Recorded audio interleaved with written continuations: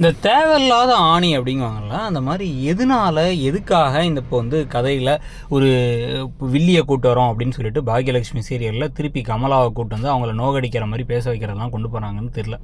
சும்மா கதையை எடுத்துகிட்டு போனோன்னு எதையோ பண்ணுற மாதிரி இருக்கே தவிர எதுவுமே ஆர்கானிக்காக நேச்சுரலாலாம் இருக்க மாதிரி தெரியவே இல்லை. இது நடுவில் எழில் வீட்டுக்கு வந்துட்டார். வீட்டுக்கு வந்துட்டு என்ன பண்ணுறாரு அப்படின்னா வந்து பஞ்சாயத்து பண்ணி இதெல்லாம் பேசி எல்லாம் பண்ணி கடைசியில் என்ன பண்ணுறாங்கன்னா இனியாவை அந்த காம்படிஷனில் கலந்துக்க வைக்கிறாங்க. கலந்துக்கிட்டோம், அவள் எப்படி ஃபைனல்ஸ்லாம் போக மாட்டா, சும்மா கலந்துக்கிட்டுமே ஆசைப்படுறாள் அப்படி இப்படின்னு பேசி எல்லாரும் ஆர்கியூமெண்ட்லாம் பண்ணி ஒத்துக்க வச்சுட்டாங்க. ஒத்துக்க வச்சதுக்கு பிறகு இவங்களை வந்து கூட்டிட்டு வெளில போகிறாங்க. இப்போ இனியா வந்து ஈஸ்வரி நான்லாம் டிவியில் ஆட விட மாட்டாங்க, அது அப்புறம் பார்த்துக்கலான்னு சொல்லிக்கிட்டு இருக்கும் பொழுது அப்படியே பக்கத்து வீட்டுக்காரங்களாம் எதுக்கு இந்த லேடி இப்போ இந்த டைமில் வெளில போகிறாங்க அப்படிங்கிறாங்களாம். எப்பா சாமி ஏன் அப்படிங்கும் போது அடுத்து வந்து பார்த்தா கமலா வந்துடுறாங்க.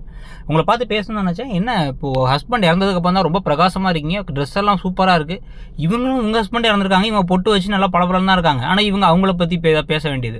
பேசிட்டு உடனே வந்து ஒரு வருஷமாச்சு வீட்டுக்குள்ளே இருக்க வேண்டியதானே, எப்படியும் ஸ்கூலுக்கு கூட்டு காலேஜுக்கு கூட்டு போகிற மாதிரி தெரில பேத்தியை, அப்படின்னு நீங்கள் ஏதோ சினிமாவுக்கு போகிற மாதிரி இருக்குது அப்படிங்கிற மாதிரிலாம் நக்கலாக பேச உடனே பக்கத்தில் இருக்கவங்களாம் வந்து நாங்கள் சொன்னால் எங்கே கேட்குறாங்க அப்படின்னா, சொன்னால் கேட்கணுங்க, கொஞ்சமாச்சும் அவருக்கு மரியாதை கொடுத்து வீட்டில் இருங்க அப்படின்னு பேச கதவுக்குள்ளே பூட்டிட்டு அழ ஆரம்பிச்சிடறாங்க ஈஸ்வரி. நான் வரல, ஆனால் வீட்டில் யார்ட்டி இதை சொல்லாதுன்னு உள்ளார கூட்டு போகிறாங்க.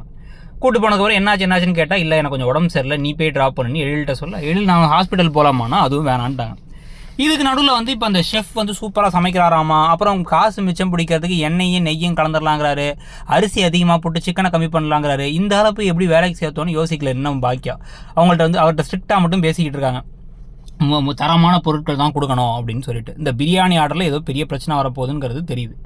ஸோ இந்த விஷயமும் நடந்ததுக்கு பிறகு தான் வந்து பார்த்திங்க அப்படின்னா வந்து இப்போ ஈஸ்வரி செடியன்கிட்ட நீயே ட்ராப் பண்ணிட்டு வந்துடுறியா, நீ அவன் கேட்க நான் ஏன் ட்ராப் பண்ணிட்டு வருவேன்னு ஒரு கோவப்படுறாரு.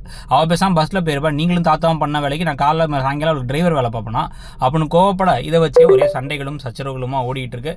கோவப்பட்டே இருக்காரு செடியன். நீங்கள் என்ன நினைக்கிறீங்க, கதை எப்படி போகணும்னு நினைக்கிறீங்க, எல்லாம் தேவைன்னு நினைக்கிறீங்களாங்கிறத சொல்லுங்கள். தேங்க்யூ.